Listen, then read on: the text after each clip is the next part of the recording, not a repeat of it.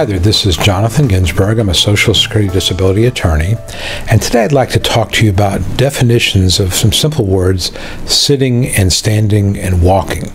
And you may think that's kind of silly. Everybody knows what sitting and standing and walking are, but in Social Security, in the Social Security disability world, these terms have some really specific meaning.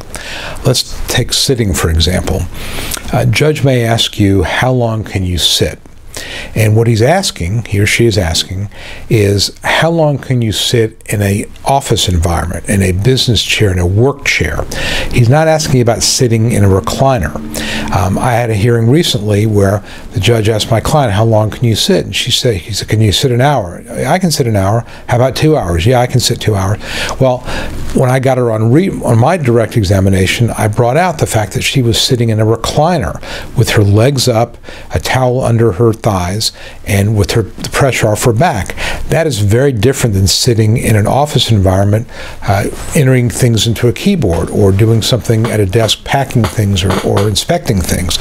So sitting is not a comfortable type of sitting you might do in your house with your feet up, watching TV. This is a business type of sitting in a chair that is not necessarily going to be comfortable. It may be a hardback chair with a little bit of padding, but it's not designed to make you more comfortable.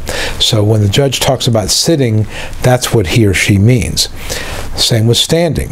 When they're talking about standing, it's not standing in your kitchen where you can sit or stand as you need to, or you can lean up against something. This is standing behind a counter. Think about being behind a counter at a mini mart type of place, and you're taking credit cards, or you're dispensing lottery tickets or whatever, but you're standing basically, and you're not leaning on anything, and you've got to kind of move around in a very small, confined space, and you really can't take time to stretch out, but you're pretty much standing all day long. That is what they mean by standing. And I think a lot of people think standing, oh, I can stand around, but I can move around, I can take a little bit of a walk, I can go get the mail, I can sit down when I need to. No, standing, we're talking about standing nonstop behind a counter, doing some activity, maybe not lifting a lot, but doing some activity. That's what they mean by standing.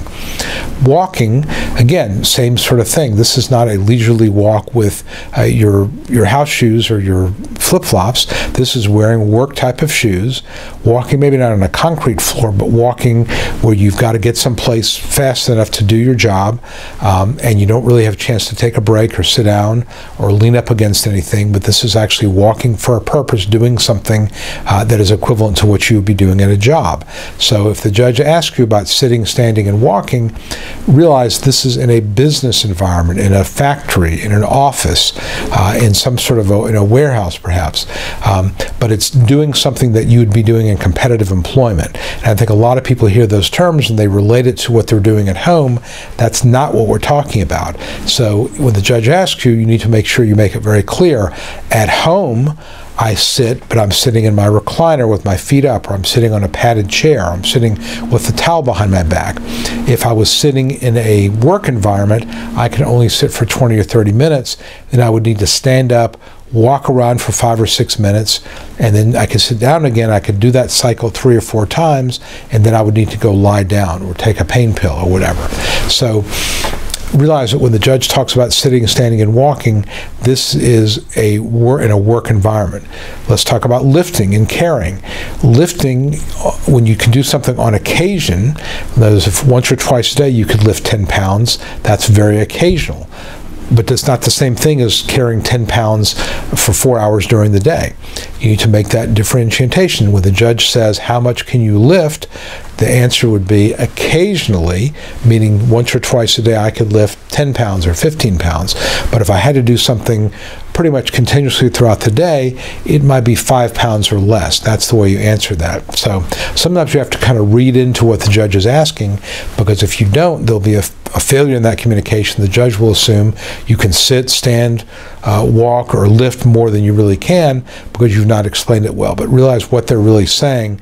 That's what it is. And of course, as your attorney, I'm going to try to rehabilitate that and bring that back out, but it's better to get it right the first time and understand what the judge is really asking when he's using those terms: sitting, standing, walking, lifting, that sort of thing, even kneeling, crouching, stooping, climbing, that sort of thing. And if, for example, if you're talking about walking or standing, is it a flat surface? Is it a reclined surface? Is it stairs?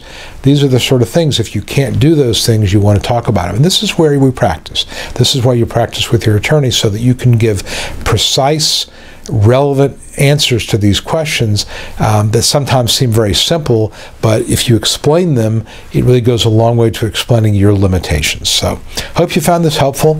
If you did, please give it a thumbs up on YouTube, like it on Facebook, subscribe to my YouTube channel here, or like our Facebook page, I think you'll find good information there. And if you have not already done so, go to my website. It's ssdanswers.com. You can download your free Secrets to Winning Disability Survival Kit. If I can be of help to you, you want to reach out to me, feel free to do so. Leave me a comment on this video on the YouTube channel or on the Facebook page. And again, if I can be of help, let me know. So my name is Jonathan Ginsberg. I wish you the best, and I hope to hear from you soon. Thanks a lot. Hi, this is Jonathan Ginsberg, and I hope you found this video helpful.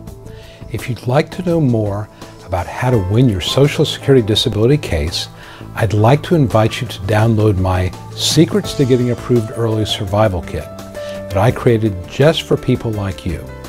Currently, I'm making the survival kit available at no cost, and I encourage you to grab your copy now. Some of the topics I cover include: how do I know if I have a case? Is it the right time for me to file my claim? 9 common mistakes that can doom your case. The 3 must-have arguments you use to win your case. And a topic that every disability claimant wants to know: how to avoid trick questions from the judge. If you or a loved one need to win Social Security disability benefits, you'll find the Survival Kit essential reading. Download your Survival Kit right now and at no cost. Just visit ssdanswers.com/survival and sign up. It's that easy. Please act now.